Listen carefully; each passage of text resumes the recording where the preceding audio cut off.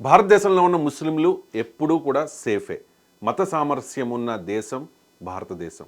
కానీ మామూలు పరిస్థితుల్లోనే పాకిస్తాన్లో హిందువులు మైనారిటీలుగా అక్కడ ఉన్నారు అండ్ చాలా వివక్షకు గురవుతూ ఉంటారు. మనం చాలా సందర్భాల్లో చూసాం. పాకిస్తాన్లో ఉన్న హిందూ ఆలయాల మీద దాడులు, హిందువుల మీద దాడులు జరుగుతూ ఉంటాయి. అక్కడ హిందూ దేవతలను కూడా అవమానిస్తూ కొంతమంది పిచ్చి వేషాలు వేస్తూ ఉంటారు. మరి మామూలు సిచ్యువేషన్లోనే అలా ఉంటే ఇప్పుడు రెండు దేశాల మధ్య ఉద్రిక్తతలు ఉన్న నేపథ్యంలో మరి అక్కడ ఉన్న హిందువుల పరిస్థితి ఏంటి? వాళ్ళు నిజంగా సేఫేనా? అసలు పాకిస్తాన్లో ఎంతమంది హిందువులు ఉన్నారు, వాళ్ళు ఎక్కడెక్కడ ఉన్నారు, వాళ్ళు ఎంతవరకు సురక్షితం అనే విషయాల మీద ఎంజీ రావు గారు మనకు వివరిస్తారు.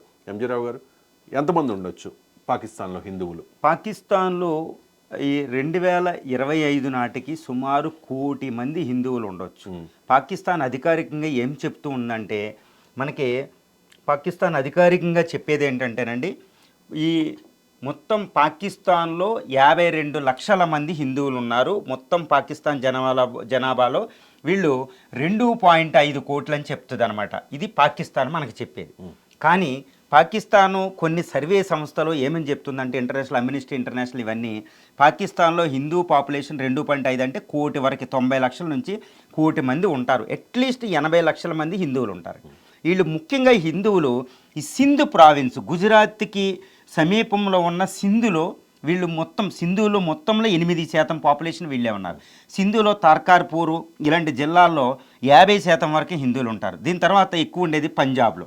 ఈ పంజాబ్ ప్రావిన్స్లో ఎక్కువ ఉన్నారు. తర్వాత ఈ నార్త్ వెస్టర్న్ ఫ్రాంటియర్ ప్రావిన్స్లో ఖైబర్ పఖ్తూన్ఖ్వా దగ్గర కొంతమంది ఉన్నారు. పీఓకేలో కొంతమంది హిందువులు ఉన్నారు. అదేవిధంగా బలూచిస్తాన్లో హిందువులు ఉన్నారు. సో పాకిస్తాన్ అంతా చెదురుమదురుగా హిందువులు ఉన్నారు. మొత్తం పాకిస్తాన్ జనాభాలో వీళ్ళు మొత్తం 2 మనకు చెప్పేది ఏంటంటే, ఇప్పుడు ప్రస్తుతం 2 ఇది చూడండి, పాకిస్తాన్కి స్వతంత్రం వచ్చిన 1947లో 25% పాపులేషన్ హిందువులు ఉండేవారు. వాళ్ళు ఇప్పుడు క్రమంగా 1% 2%కి తగ్గిపోయారు. ఎందుకు ఆ పరిస్థితి ఎందుకు వచ్చింది? ఆ పరిస్థితి ఏంటంటే, పాకిస్తాన్ చాలా దుర్భరమైన పరిస్థితి. హిందువులు చూడండి, అంటే అక్కడ నుంచి మైగ్రేట్ అయిపోయారా వేరే దేశాలకి, లేకపోతే వాళ్ళు మత మార్పిడి చేయించారా బలవంతంగా? మైగ్రేషన్ అనేది లేదు, మత మార్పిడి అనేది తీవ్రంగా జరిగింది. ఎందుకంటే జాబులు ఒక డిస్క్రిమినేషన్, విచక్షణ ఉంటుందండి. విచక్షణ ఏంటంటే మతాల వారీగా విచక్షణ ఉంటుంది. ఎందుకంటే మా షరియత్ కంట్రీ, మాది ఇస్లామిక్ కంట్రీ.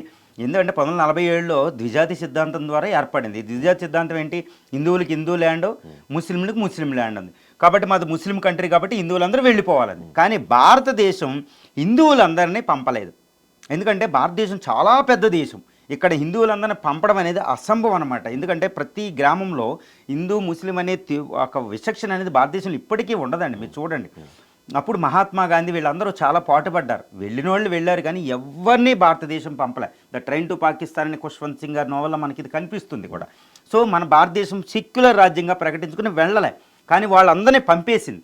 47లోనే చాలామంది పంపేసింది. ఇంకా ఉన్న వాళ్ళని కూడా తీవ్రమైన విచక్షణ అండి. ఒక మతపరంగా వాళ్ళకి ఉద్యోగాల్లో రిజర్వేషన్లు ఉండదు, భాషాపరంగా ఉండరు. వాళ్ళ అత్యాచారాలు చాలా దుర్భరంగా ఉంటాయి. భారతీయ హిందూ స్త్రీల పరిస్థితి అక్కడ వర్ణించలేం. హిందూ దేవాలయాలు ఉండేవారు, సాంప్రదాయం ఎవరు ఫాలో అవ్వడానికి ఉండదు, అధిక పన్నులు ఉంటాయి, వాళ్ళకి ఆస్తి హక్కులు అంతగా ఉండవు. ఏదైనా కోర్టు కేసులు వస్తే వీళ్ళకే ఫేవర్గా ఉంటాయి. సైన్యం ఊరుకోదు, సైనిక పాలనలో పౌర ప్రభుత్వాలు ఊడుకోవు, ఏ విధంగా కూడా వాళ్ళకి రక్షణ ఉండదు, జాబ్స్లు ఉండవు. సో వాళ్ళు ఏంటంటే క్రమంగా వాళ్ళని బలవంతంగా మార్పిడి చేశారు. ఒకవేళ వాళ్ళు ఏంటంటే పగలు హిందూ ముస్లిం రూపంలో ఉండి రైట్లు వెళ్ళి వాళ్ళు దొంగచాటుగా పూజలు చేసుకోవాలి, దొంగచాతులుగా ఆలయాలకు వెళ్ళాలి. ఉన్న ఆలయాలను పగలగొట్టేశారు. ఎందుకంటే హిందూ ల్యాండ్ అది ఒకప్పుడు ఇండస్ వ్యాలీ సివిలైజేషన్లో. ఓకే, ఇప్పటికీ లాహోర్ అనేది నిర్మించిందే హిందూ రాజులు. ఇవి వాటన్ని అద్భుతమైన శక్తిపీఠాలు అవి ఉన్నాయి పాకిస్తాన్లో. వీటన్నిటినీ సర్వనాశం చేశారు. టెంపుల్ పరిస్థితి చాలా ఘోరంగా మనకి కనిపిస్తూ ఉంటుందండి పాకిస్తాన్లో. ఇంత ఘోరంగా గోడలు ఏమీ ఉండవు. సో ఇంత దుర్భరమైన పరిస్థితుల్లో హిందువులు బతుకుతున్నారు. ఇప్పుడు పహల్గామ్ వచ్చింది. పహల్గామ్ దాడి, భారత్ ఏ సమయంలోనే దాడి చేయడానికి సిద్ధపడుతుంది. ఇది చూడండి, హిందూ దేవాలయం మీద ఇస్లాం జెండా. అవునండి, చాలా దారుణమైన పరిస్థితి. Hindu needs human rights. ఇప్పుడు మనం హైదరాబాద్ పాత బస్తీ చూసాం కదా, అక్కడ ఎంత ముస్లింలు ఎంత స్వేచ్ఛగా ఉంటారు. అసలు మీకు ఇంకొక విషయం అండి, భారతదేశం ఎప్పుడు ప్రపంచానికి చెప్పిద్ది అనమాట. ఎవరైనా ఆర్గనైజేషన్ ఆఫ్ ఇస్లామిక్ కంట్రీస్ అని 57 దేశాల కూటమి ఉంటుంది ఇస్లాం. అందులో పాకిస్తాన్ వెళ్ళి వాళ్ళ ప్రోద్బలంతో వాళ్ళు అప్పుడప్పుడు క్రిటిసైజ్ చేస్తారు. అప్పుడు భారతదేశం ఒకటి చెప్పిద్ది అనమాట. ఏమనంటే, ప్రపంచంలో ముస్లింలు ఎక్కువగా నివసించే రెండో అతిపెద్ద ముస్లిం జనాభా ఉన్నది భారతదేశం పాకిస్తాన్ తర్వాత. అర్థమైందండి? ఇది చెబుతూ మా బెంగళూరు వచ్చి ముస్లింలు చూడండి, మా హైదరాబాద్ వచ్చి ముస్లింలు చూడండి, వాళ్ళు మొత్తం ఇస్లామిక్ ప్రపంచంలోని 50 దేశాల్లో ఉన్న వాళ్ళకంటే ఎక్కువ రాజ్యాంగ హక్కులు ఉన్నాయి. ఓకే, ఎక్కువ రూల్ ఆఫ్ లా ఉంది, ఎక్కువ సంపద ఉంది. ఇది భారతదేశ పరిస్థితి. మీరెవరు మమ్మల్ని క్రిటిసైజ్ చేయడానికంట. చూడండి, హిందువులు అతిపెద్ద మైనారిటీ గ్రూప్ పాకిస్తాన్లో హిందువులు, వీళ్ళ పరిస్థితి బిక్కుమని గడుపుతున్నారు. రైట్. అండ్ పాకిస్తాన్లో హిందువుల మీద వివక్ష ఉంటుందనేది అందరికీ తెలుసు. అండ్ చాలా విచిత్రంగా పాకిస్తాన్ క్రికెట్ టీంలోకి వచ్చిన ఒక person Danish Kaneria, right? Yes అండి. ఇతను ఏమైపోయాడు ఇప్పుడు? ఈయన ఒక హిందువు. ఈయన ఏంటంటే స్పిన్నర్ అనమాట. ఈయన ఏంటంటే ప్రస్తుతం లండన్లో తలదాచుకుంటున్నారు. వేరే దేశాల పాకిస్తాన్లో ఉండడానికి లేదు. చూడండి, పహల్గామ్ దాడి జరిగిన తర్వాత ఈయన ఎప్పుడు వార్తల్లో ఉంటున్నారు. చూడండి, పాకిస్తాన్ మీద అటాక్ చేయండి, పాకిస్తాన్ సర్వనాశనం చేయండి మోడీ గారు, అసలు అది ఘోరం, మా హిందువుల పరిస్థితి ఎలా ఉంటుందని పాకిస్తాన్లో బిక్కుమంటున్న హిందువుల తరపున ఒక వాయిస్ వినిపిస్తున్నారు డానిష్ కనేరియా గారు. ఈయన వివక్ష సొప్పడ్డాడు, క్రికెట్ టీం నుంచి ఎక్స్పెల్ చేశారు. ఎంత వివక్షతో ఈయన క్రికెట్ టీంలో కాదు, ఉంటే బతికితే బట్టగడితే చాలురా బాబు, బతికుంటే చాలని ప్రపంచం బయటకు వెళ్ళి పాకిస్తాన్ నుంచి మొత్తం ఫ్యామిలీ బయటకు వచ్చేసింది అనమాట. ఇది ఈయన పరిస్థితి. దీన్ని బట్టే మనకు అర్థమవుతుంది కూడా. రైట్. ఇప్పుడు హైదరాబాద్ చూసుకుంటే చాలా మసీదులు ఉంటాయి. నాట్ ఓన్లీ హైదరాబాద్, ఇండియాలో ప్రతి టౌన్లోనూ ప్రతి సిటీలోనూ చాలా విలేజెస్లో మసీదులు ఉంటాయి. వాళ్ళు శుక్రవారం ప్రార్థనలు చేసుకుంటూ ఉంటారు. ప్రతిరోజు నమాజ్ 1 గంటకు 5 గంటలకు నమాజ్ కూడా చేసుకుంటారు. మరి పాకిస్తాన్లో ఉన్న హిందూ ఆలయాల్లో అలా పూజలు చేసుకునే అవకాశం ఉంటుందా? అక్కడ ఉన్న హిందువులకి, హిందూ మహిళలకి అంత ఫ్రీడమ్ ఉంటుందా అంటే ఏం చెప్తారు? ఇప్పుడు బంగ్లాదేశ్ ఉందండి. బంగ్లాదేశ్లో మొన్న గొడవలు మీరు చూశారు. మొన్న దుర్గా దసరా కూడా యూనస్ వద్దని చెప్పారు. ఎన్నో రెస్ట్రిక్షన్, మన దుర్గా పాండల్స్ పెడతా వినాయకుడికి, వాటిని పెట్టుకోవద్దన్నారు. చూడండి బంగ్లాదేశ్లో పరిస్థితి. ఇస్కాన్ గురువుని తీసుకెళ్లి జైల్లో పెట్టేశారు. ఇప్పుడు పాకిస్తాను అంతకంటే తీవ్రమైన పరిస్థితి. ఇప్పుడు మీరు భారతదేశం అంటే అది వేరండి.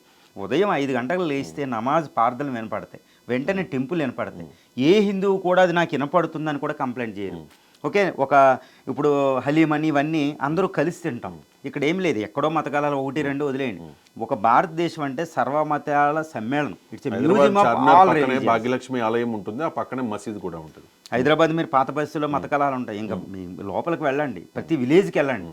ఒక ఆయన అంటారంట, ఒక చరిత్రకారుడు ఏమనంటే, భారతదేశంలో ఇప్పుడు ఒక పక్కన ఉన్న, ఇప్పుడు నార్త్ ఇండియాలో ఉన్న, సౌత్ ఇండియాలో ఉన్న ఒక ముస్లింల మధ్యలో రిలేషన్ కంటే ఒక విలేజ్లో ఉన్న హిందూ ముస్లింల మధ్య ఎక్కువ సంబంధాలు ఉన్నాయంట. విడదీయరాని సంబంధాలు ఉంటాయి. లేకపోతే 20 కోట్ల మంది ముస్లింలు ఎక్కడుండి ఉంటారు? వీళ్ళు పాకిస్తాన్ అంత పాపులేషను, ఏ ప్రాబ్లం లేదు కదండి, సెక్యులర్. ఈ పరిస్థితి అసలు పాకిస్తాన్ పోలికే కాదు. పాకిస్తాన్లో పండగ వాతావరణం ఉండదు, టెంపుల్కి వెళ్ళడానికి ఉండదు. వాళ్ళు ఇంకా హిందువులు కాబట్టి, ఏదో మత సాంప్రదాయం ఉంది కాబట్టి, వాళ్ళ దైవం కాబట్టి దొంగసాటుగా ఇళ్ళల్లో పూజలు చేసుకోవాలి, దొంగసాటుగా పూజలు చేసుకోవాలి, వాళ్ళే చేసుకోవాలి. బయటకు వచ్చి ఒక ప్రొసెషన్, హనుమాన్ జయంతి, సాలి ఇవి ఉండవు, భజనలు ప్రేయర్లు ఉండవు, భజనలు చేసుకోవడానికి లేవు. ఇటువంటి పరిస్థితి. అందుకే ఇంత పాపులేషన్ తగ్గిపోయింది. వాళ్ళు బాధలు. ఇప్పుడు పహల్గామ్ అటాక్ తర్వాత భారత్ దాడి చేస్తే, ఇప్పుడు చూడండి, వాళ్ళు పహల్గామ్ వచ్చి భారతదేశానికి వచ్చే హిందువులను చంపేశారు కదా. మరి పాకిస్తాన్లో ఉన్న ఈ 1 కోటి మంది హిందువుల పరిస్థితి ఏంటి? వాళ్ళు ఎలా బిక్కుమంటున్నారు? వాళ్ళు అడుగుతున్నారు మోడీని, మోడీ గారు మీరు అటాక్ చేసేటప్పుడు మా 1 కోట్ల మంది ఉన్నాం, 1 కోటి మంది ఉన్నాం ఇక్కడ హిందువులు, మమ్మల్ని ఒక షీల్డ్గా వాడుకుంటారు వాళ్ళు. మీరు వచ్చి అటాక్ చేస్తే మీరు షీల్డ్గా వాడుకుని మమ్మల్ని చంపేస్తారు. మమ్మల్ని కూడా ఒకసారి దృష్టిలో పెట్టుకొని మోడీని ప్రాధేయపడుతున్నారు. అందుకనే మోడీ పాకిస్తాన్ మీద అటాక్ చేయాలంటే అక్కడ ఉన్న 1 కోట్ల మంది రక్షణ ఏంటి? ఇప్పుడు బంగ్లాదేశ్లో 1 కోట్ల మంది రక్షణ ఏంటి? ఇలా లక్షలాది మంది హిందువులను కాపాడడం అనేది ప్రధానమంత్రి కదా. అందుకనే ఒక సిఏఏ, సిటిజన్షిప్ అమెండ్మెంట్ యాక్ట్ చేసినప్పుడు పాకిస్తాన్లో ఎవరైనా ముస్లిమ్స్ బాధపడితే, ఈ హిందువులు బాధపడితే బంగ్లాదేశ్లో కానీ, వాళ్ళకి ఇమ్మీడియట్గా వీసాలు ఇచ్చి ఏర్పాటు చేసింది. అది ఒక చర్య తీసుకుంది మోడీ గవర్నమెంట్. ఇప్పుడు అర్థమవుతుంది మనకు. అప్పుడు ఎన్నో విమర్శలు వచ్చినాయి మోడీ గారి మీద. అదేంటి మత ప్రాతిపదికన వాళ్ళకి ఇవ్వడం, అందరికీ ఇవ్వాలి కదా విచక్షణ, ఎందుకంటే రాజ్యాంగం ప్రకారం అన్ని మతాలు ఈక్వల్ కదా. కానీ మీరు అక్కడున్న హిందువులు ఎక్కడికి వస్తేనే వీసాలు ఇస్తారేంటి? అక్కడున్న ముస్లిమ్స్ వచ్చి ఇస్తారు. కానీ అక్కడ హిందువులు బాధపడుతున్నారు. ఈరోజు హిందువులకు వీసాలు ఇవ్వాలి, సో హిందువులు రక్షించాలి. అది బాధ్యత ఎవరిది? భారతదేశమే. ఎందుకంటే భారతదేశంలో హిందువులు అక్కడ మైనారిటీని రక్షించాలి. ఎందుకంటే ఈ దక్షిణాసియాలో పెద్ద పాత్ర ఈ ఇండియాదే. ఇండియా పెద్ద పాత్ర, 70% పాపులేషన్, 70% భూభాగం ఉంది. సో మోడీ మీద ప్రధానమైన బాధ్యత ఏంటంటే వీళ్ళని కూడా రక్షించాలని అర్థం అండి.